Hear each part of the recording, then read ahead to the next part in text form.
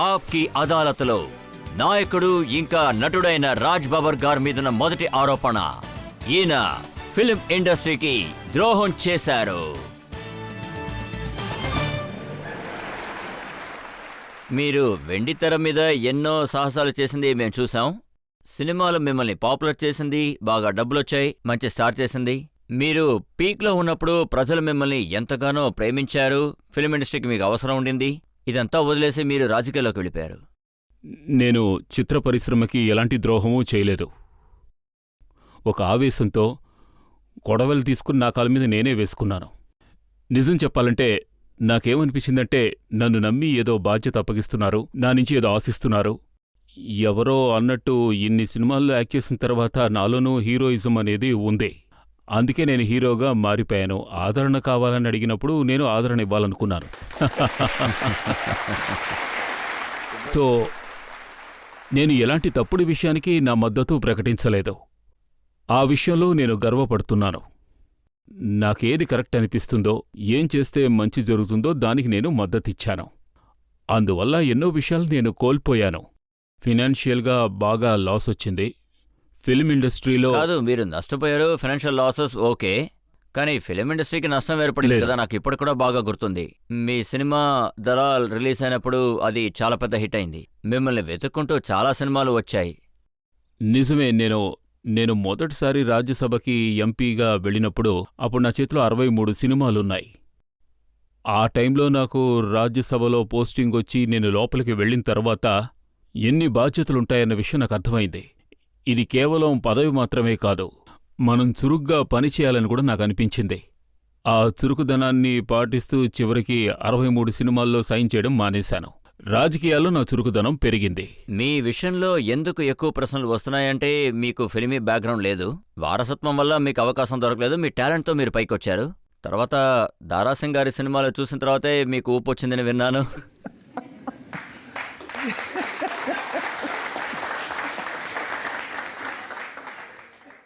Sir, మీరు చాలా బాగా రీసెర్చ్ చేశారు. మీరు చెప్పింది నిజమే. నేను మొదట్లో పరిచయమైన సినిమాల గురించి చెప్పాలంటే అవి దారాసింగ్ సినిమాలే. నాకు బాగా ఇష్టం. కానీ దారాసింగ్ సార్ దగ్గర నుంచి జంప్ అయి నేను తిన్నగా దిలీప్ గారి దగ్గరికి వెళ్ళిపోయాను. అంటే దారాసింగ్ నుంచి దిలీప్ కుమార్. ఇది నా జీవితంలో 2 రకాల ఇన్స్పిరేషన్స్ అని చెప్పొచ్చు. అలాగే నేను ఫిల్మ్ ఇండస్ట్రీలోకి వచ్చాను. మీరు ఫస్ట్ టైం వచ్చి యాక్ట్ చేసినప్పుడు మీ రోల్కి కేవలం సగం సెంటెన్సే ఉందా? అవును. నేను ఆ సినిమాలో 500కి నటించాను. ఆ సినిమా పేరు శారద. పైగా ఆ సినిమాలో నేను సరికా మేడంకి సెకండ్ హీరోని. కానీ చివర్లోనే నా మొహం కనిపిస్తుంది. జితేంద్ర గారు నన్ను పట్టుకుంటే నన్ను కనిపెట్టలేకపోయారా అని అడిగేవాణ్ణి. సరికా వెంటనే ఇది తనే అనేవారు. ఇంతే నా లైన్ ఆ సినిమాలో. ఫిల్మ్ ఇండస్ట్రీలో మీకు అంగీకారం రావడానికి చాలా కాలం పట్టింది. కానీ నేనేం విన్నానంటే, మీకు శక్తి అనే సినిమాలో ఒక రోల్ దొరికింది, కానీ ఆ సినిమాలో తర్వాత అమితాబ్ బచ్చన్ గారు చేశారట. అవును, అది నిజమే. నన్ను సలీం జావేద్ గారు ఢిల్లీలో, అప్పుడు నేను నాటకంలో నటిస్తున్నాను, అక్కడి నుంచే నన్ను పికప్ చేసుకున్నారు. అండ్ ఆయన నా నాటకం చూసి నన్ను స్క్రీన్ టెస్ట్కి రమ్మన్నారు. నా స్క్రీన్ టెస్ట్ని దిలీప్ కుమార్ గారికి వేసి చూపించారు. ప్రొడ్యూసర్ ముష్రియా గారు ఉన్నారు, డైరెక్టర్ రమేష్ సిప్పి గారు కూడా ఉన్నారు. నేను సెలెక్ట్ అయ్యాను. ఆ తర్వాత కొన్ని కమర్షియల్ రీజన్స్ వల్ల నన్ను ఆ సినిమాలోంచి తొలగించారు. బట్ ఆల్రెడీ నేను సైన్ చేశాను. కాకపోతే అమితాబ్ బచ్చన్ యాక్ట్ చేస్తే ఇంకా బాగా ఆడుతుందనుకున్నారా? అవును, అది నిజమే. అప్పట్లో ఆయన స్టార్గా ఉండేవారు, నేనేమో కొత్తగా వచ్చినవాణ్ణి. నేను ఈ విషయాన్ని ఎప్పుడూ ఎక్కడా చెప్పిందే లేదు. బట్ ఈ విషయాన్ని జావేద్ గారు రీసెంట్గా జరిగిన ఒక ఇంటర్వ్యూలో ఆయన చెప్పడం జరిగింది. అంటే ఒరిజినల్ మెయిన్ క్యారెక్టర్ చేయాల్సింది రాజ్ బబ్బర్ అని చెప్పారు. సో ఈ విషయాన్ని ఈరోజు నేను అంగీకరిస్తున్నాను. ఇంతవరకు ఎక్కడా దీని గురించి మాట్లాడలేదు. ఇంకొక విషయం కూడా ఓపెన్ చేస్తాను. నమక్కలాల్ అనే ఒక సినిమాలో మీకు ఒక రోల్ ఆఫర్ చేశారు. తర్వాత అది మీ దగ్గర నుంచి లాక్కొని శశి కపూర్కి ఇచ్చారు. సార్, నా విషయంలో ఇలాంటి ఇన్సిడెంట్లు చాలా జరిగాయి. నాకు దొరకవలసిన క్యారెక్టర్స్ ఇంకెవరికో వెళ్ళిపోతూ ఉండేవి. లేదు, వెళ్ళిపోయేవని చెప్పలేము. నన్ను ప్రకాష్ మెహ్రా గారు 2 సినిమాల కోసం సైన్ చేయించుకున్నారు. ఒకటి నమక్ హరామ్, ఇంకొకటి నమక్ హలాల్. సారీ, పేరు కూడా నాకు గుర్తులేదు. నమక్ హలాలో నమక్ హరామో, ఓకే నమక్ హలాలే. సంతకం చేశాక నన్ను అక్కడి నుంచి తీసుకువెళ్లారు. నేను వాళ్ళతో క్లియర్గా చెప్పేశాను, నాకు ఉండడానికి చోట్లేదు, నేను ఉండడానికి నాకు ఒక ఇల్లు కావాలి అని. వాళ్ళు నేను ఉండడానికి 1 year వరకు చోటిచ్చారు. ఆ తర్వాత ఈ రోల్ని కొన్ని కారణాల వల్ల నీకు ఇవ్వలేమని నాతో చెప్పేశారు. ఆ తర్వాత వాళ్ళతో నేను 1 year వరకు ఖాళీ చేయనని చెప్పేశాను. మరెప్పుడు వెళ్తావు అన్నారు. నేనన్నాను 31 డిసెంబర్ 79లో వెళ్ళిపోతానని చెప్పాను. అంటే నేను డిసెంబర్ 1వ తారీఖునే వెళ్ళాను. వాళ్ళు నన్ను పైకి కిందకి చూడడం మొదలుపెట్టారు. వాళ్ళు నాకు రోల్ ఇవ్వలేదు, కానీ 1 year వరకు ఉండడానికి పర్మిట్ చేశారు వాళ్ళు. ఆ ఇల్లు వల్లే ఇప్పుడు నేను ముంబైలో నాకంటూ ఒక ఇల్లు కొనుక్కోగలిగాను.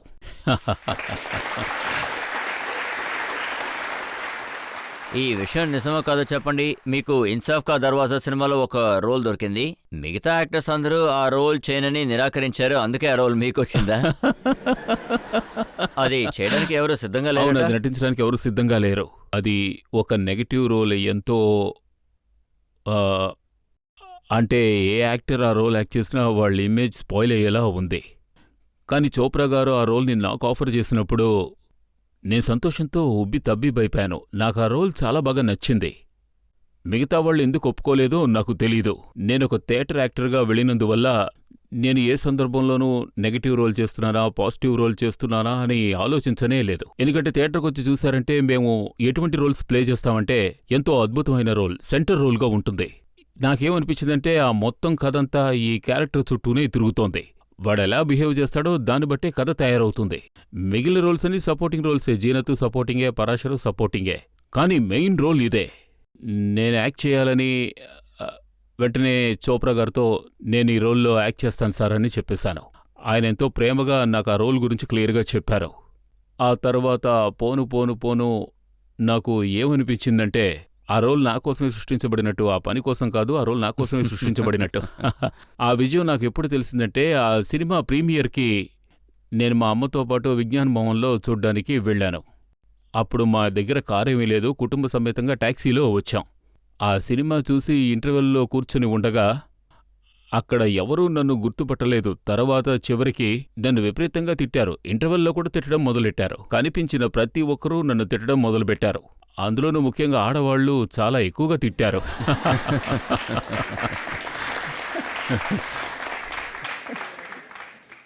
మా అమ్మ చూసి ఎంతో బాధపడింది.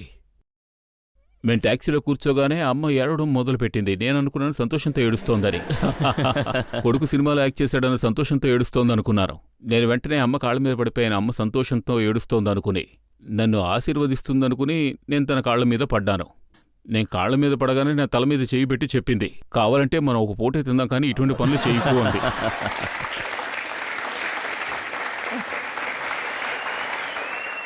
అప్పుడు నాకు అనిపించింది, నాకున్న 3 సంవత్సరాల డ్రామా స్కూల్ ట్రైనింగ్, తర్వాత నేను పడ్డ కఠినమైన శ్రమ, అవి నాకు మా అమ్మ మాటల ద్వారా అర్థమైంది. నేను విజయం పొందాను అని. మా అమ్మ కూడా అర్థం చేసుకుంది, నేను ఇటువంటి పనే చేస్తాను, ఇంకెలాంటి పని చెయ్యను అని. ఆ విధంగా నేను ఆ రోల్లో విజయం పొందాను. కానీ ఆ తర్వాత స్టేజ్ మారిపోయింది. చూసారంటే ఇది చాలా పాత old magazine, 84 star dust magazine.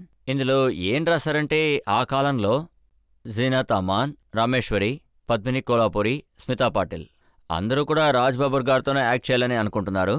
వాళ్ళందరూ కూడా ఈయన చాలా సింపుల్గా, హంబుల్గా బాగుంటారన్నారు.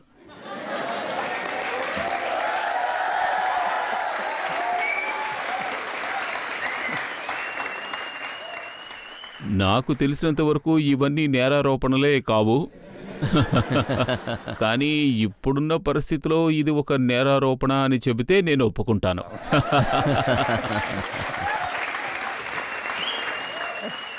మీరు చెప్పేది నిజమైతే అయితే ఇది కూడా నిజమేనా? స్మితా పాటిల్ గారితో యాక్ట్ చేసేటప్పుడు మీ జీతాన్ని సగానికి తగ్గించేవారట.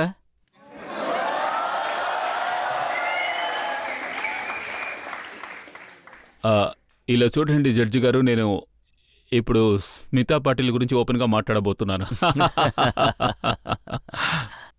అవును, అది నిజమే. ఆవిడ నిజంగా ఎంతో చాలా గొప్ప నటి. ఆవిడతో నటించడం అనేది నాకు ఎంతో బాగా నచ్చేది. ఆ తర్వాత ఇంకా ఎన్నో విషయాలు కూడా నచ్చాయి. సో అలా 2 విషయాలు ఉన్నాయి.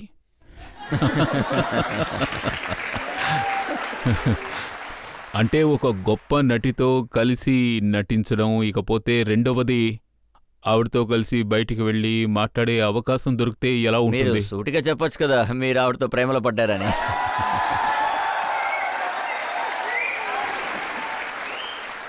అది ఏమిటంటే నాకు వీళ్ళందరి మొహాలు చూడాలంటే కొంచెం సిగ్గుగా ఉంది. నా గురించి వీళ్ళు ఏమనుకుంటారు? ఒకవేళ నేను అటువైపు చూస్తే 3వ 4వ రోజు చూసుంటే చెప్పుండేవాడిని నాకు ప్రేమ పుట్టింది అని. కానీ ఈ విషయం నిజమో కాదో చెప్పండి. మీరు ఆ టైంలో చాలా కాన్షియస్గా ఉన్నారు. మీ గురించి ఏమీ పేపర్లో రాకూడదు, ఇమేజ్ మెయింటైన్ చేయాలని అనుకున్నారని నేను విన్నాను. లేదే. ఆ రోజుల్లో టేక్ 2 అని ఒక న్యూస్ పేపర్ ఉండేది కదా. అది నా ఫ్రెండ్దే. కొన్ని నెలల్లో వాళ్ళకి ఏదో కొంచెం ప్రాబ్లమ్స్ వచ్చాయి. అందువల్ల వాళ్ళకి డబ్బు అవసరం అయ్యింది. ఈ రోజుల్లో మ్యాగజైన్ రన్ చేయాలంటే బోల్డంత డబ్బు కావాలి కదా. అప్పట్లో ఖర్చు తక్కువే. ఆయన కోసం నేను కొంచెం సహాయం చేశాను. ఈ మధ్య ఆ మ్యాగజైన్ చాలా గొప్పగా పేరు తెచ్చుకుంది. వాళ్ళు ఫిలిం మ్యాగజైన్ కూడా మొదలుపెట్టారు. ఆయన మా ఢిల్లీ వారు, అందువల్ల నేను కాదని చెప్పలేకపోయాను. సో ఆయనకి నేను ఖచ్చితంగా సహాయం చేశాను. కానీ ఇంతవరకు ఆయన నా గురించి ఒక్క ఇంటర్వ్యూ కూడా చేసిందే లేదు. నా గురించి ఒక ఆర్టికల్ కూడా రాలేదు. అది తలుచుకుంటేనే నాకు బాధగా ఉంది. ఏం చేస్తాం? నా पैसे के पैसे दिए, ब्याज का ब्याज नहीं मिला, कुछ नहीं। మీరు యాక్ట్ చేసిన సీన్స్ అంటే చాలా మందికి ఎంతో ఇష్టం. రాజ్ బబ్బర్ సినిమాల గురించి ఏదైనా ఎవరైనా అడగాలనుకుంటున్నారా? అడగండి, పర్వాలేదు. ఇక్కడ ఇంతమంది ఉన్న ఆడియన్స్లో నేను కూడా ఒక ఆడియన్స్నే. నా చిన్ననాటి నుంచి మీరు నాకు తెలుసు. ఆ, అవును, మీ స్కూల్లోనే నేను చదువుకున్నాను. మీరు ఏ స్కూల్లో చదివారో అక్కడే నేను కూడా చదివాను. అవును, మీ అమ్మగారు, మీ చెల్లి అంజుగారు, బ్రదర్ సతీష్. ఓ సో నేను మీ స్వీట్. నేబర్గా ఉండేదాన్ని సార్. అలాగా? నేను మీ పక్కింట్లో ఉండేదాన్ని. నేను మీరు ఇక్కడికి వస్తున్నారనే విషయం తెలుసుకొని నేను రావడానికి చాలా ప్రయత్నించాను. చివరిగా చూసేశాను. Thank you so much. ఈ రోజు నిజంగా నాకు చాలా సంతోషంగా ఉంది. అప్పుడంతా మీ ఇంటికి నేను అప్పుడప్పుడు వచ్చేదాన్ని. మీ అమ్మగారు నన్ను చాలా ప్రేమగా చూసుకునేవాళ్ళు. So sweet. నేను మీ చెల్లెలతో పాటు చదువుకున్నదాన్ని. మీరు నాకు సీనియర్గా ఉండేవారు సార్. సార్, నెక్స్ట్ టైం మీరు ఇటువైపు వస్తే గనుక మీరు ఖచ్చితంగా ఈయన మా గురించి ఇంటికి మీకు చాలా రావాలి సార్. ఎక్కువనే తెలుసు. అందుకని మీరు ప్రశ్న అడిగారంటే అందులో తప్పకుండా మసాలా ఉంటుంది అనుకుంటున్నాను. నాకు సార్ గురించి తెలిసినంత వరకు సార్కి సినిమాలంటే చాలా ఇష్టం. తర్వాత సిస్టర్ దగ్గర చాలా విషయాలు నాకు తెలుసు. తెలుసుకోగలుగుతాను. అప్పుడప్పుడు నేను మీ ఇంటికి వస్తూ పోతూ ఉంటాను. So sweet. ఈవిడ చెప్పిన దాన్ని బట్టి చూస్తుంటే మీకు ఈ ప్రేమ ఇలాంటి విషయాలని స్కూల్ డేస్ నుంచే ఉన్నట్టున్నాయి. తర్వాత సార్, నేను ఈశ్వర్ గవర్ సార్ మూలంగా నేను మిమ్మల్ని చూడగలిగాను. Thank you so much. నాకెంతో సంతోషంగా ఉంది. నేను కంట్రోల్ చేసుకోలేకపోతున్నాను. చాలా ఎదురు చూసిన రోజు ఇది. మిమ్మల్ని ఎలాగైనా చూడాలనుకున్నాను నేను. ఇన్ని సంవత్సరాల తర్వాత నేను మిమ్మల్ని చూస్తున్నాను. ఆగ్రా పక్కలో ఒక చోటు ఉంది. దయచేసి మీరు అలా అనకండి. ఇప్పుడున్న జనరేషన్ ఉందే, కంట్రోల్ చేసుకోలేకపోతున్నానన్న విషయం మరోలా అనుకుంటారు. అది నా ప్రేమ. రాజ్ బవర్ సార్ వస్తారని నేను మొన్నే చెప్పాను. అప్పటినుంచి నేను నిద్రే పోలేదని నాకు ఫోన్ చేసి చెప్తున్నారు. మిమ్మల్ని చూడాలని నిర్ణయం తీసుకున్నారు. నేను చెప్పేసరికి అసలు వాళ్ళు నిద్రే పోలేదు. నాకు నిద్రే పట్టలేదని చెప్పారు. ఒకటేంటంటే మీరు మీతో పాటు స్కూల్లో చదివిన వ్యక్తిని చూశారు. ఇంకొకటేం విన్నానంటే ఒక హీరోయిన్ ఉన్నారు, సల్మా ఆగా. అవును నిక్కా సినిమాలో మీరు ఆవిడతో కలిసి చేశారు. అవును, సినిమాలో. ఆవిడ నేను ఆవిడ స్టేట్మెంట్ ఒకటి చదివాను. ఆవిడ ఇప్పుడు ఉత్తరప్రదేశ్లో భారతీయ జనతా పార్టీకి క్యాంపెయిన్ చేయబోతున్నారు. అది కూడా రాజ్బాబు గారికి అగేన్స్ట్గా.